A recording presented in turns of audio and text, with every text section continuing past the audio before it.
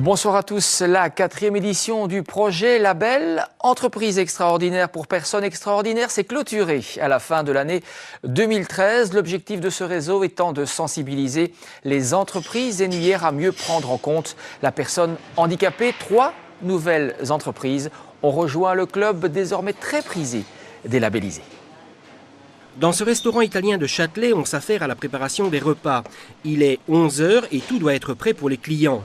Mais ce restaurant n'en est pas un comme les autres. Il vient de recevoir le label Entreprise extraordinaire pour personnes extraordinaires. Et pourtant, au début, la restauratrice n'était pas chaude pour engager des personnes handicapées.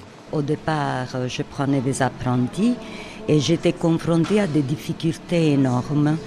Et donc, à partir du moment où, il y a quelques années déjà, la première personne extraordinaire est venue se présenter. Lorsque j'ai entendu l'enseignement spécialisé, je me suis dit à moi-même, si on a autant de difficultés avec les personnes ordinaires, j'imagine ce que ça peut être avec une personne qui a des difficultés.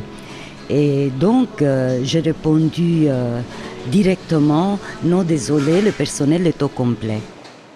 Et cette situation a duré des années, jusqu'à ce qu'un jour, la propriétaire ne puisse faire autrement. Et là, ce fut une révélation. Je me suis rendu compte que son attention par rapport aux personnes ordinaires, dans les directives données et tout, était 10 fois plus.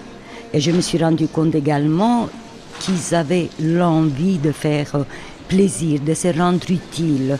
Donc, on a continué un stage.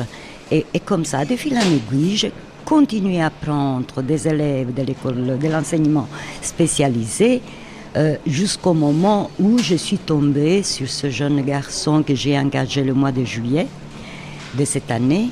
Et il m'a tellement donné de satisfaction qu'au moment de l'évaluation,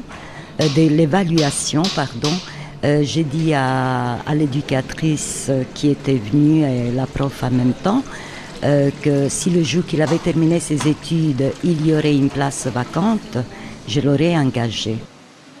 Depuis, l'ancien stagiaire travaille comme n'importe qui, que ce soit à la préparation des légumes ou à la cuisson. Nous avons chacun nos spécificités. Et donc, il y a des personnes que l'on dit handicapées qui ont des spécificités et qui sont dans certains domaines plus adéquates que moi-même ou que vous-même. Et donc, il faut trouver la corde sur laquelle on peut activer cette sensibilité. Je ne peux que donner un conseil aux autres personnes qui ont des réticences comme moi au départ. Il faut essayer. Parce que même si les connaissances mettent un peu plus de temps à être acquises, je vous assure qu'une fois qu'elles sont acquises, c'est à tout jamais. Et le travail s'est fait très très bien avec une personne extraordinaire. Désormais, ce restaurant est labellisé par la province de Hainaut, comme d'autres entreprises avant lui. Ce sont des labels qu'on octroie à des entreprises qui, d'une manière ou d'une autre, favorisent soit l'intégration de personnes handicapées, personnes extraordinaires, soit aménagent leurs locaux pour l'accessibilité des personnes extraordinaires, soit aident des associations qui s'occupent des personnes extraordinaires. Il peut l'obtenir tout simplement en téléchargeant le dossier de candidature présent soit sur le site internet, en le demandant directement à la Direction générale des affaires sociales.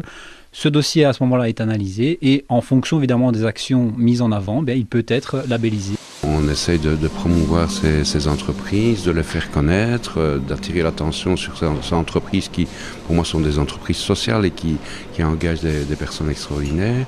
Et donc, on essaye de faire d'un côté leur publicité en disant, voilà, ces gens-là ont bien compris l'intérêt d'engager des personnes extraordinaires. Une valorisation provinciale du travail d'entreprise, de PME ou encore de certains commerçants qui n'hésitent désormais plus à engager des personnes handicapées parce qu'elles ont autant de qualités professionnelles que vous et moi. La province de Hainaut, via son secteur éducation et jeunesse, a lancé une cellule éducation pour la mémoire. Un travail de mémoire comme il se doit que nous vous proposons de découvrir la semaine prochaine dans Dialogue Hainaut. À très bientôt.